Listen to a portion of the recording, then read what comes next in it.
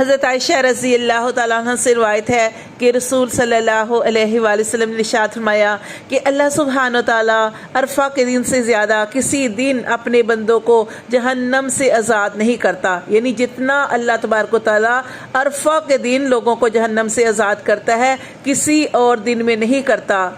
اور اللہ تعالیٰ اپنے بندوں کے قریب ہوتا ہے اور فرشتوں کے سامنے اپنے بندوں پر فخر کرتا ہے، اور اللہ تعالیٰ فرماتا ہے، فرشتوں سے کہتا ہے اللہ تعالیٰ یہ سارے بندے کس ارادے سے آئے ہیں، حالانکہ آپ جانتے ہیں کہ اللہ تعالیٰ تو خوب جانتا ہے۔ فرشتوں کو گواہ بنانے کے لیے، فرشتوں کی گواہی بھی شامل کرنے کے لیے اللہ تعالیٰ ان سے پوچھتے ہیں یہ سارے بندے کس ارادے سے آئے ہیں،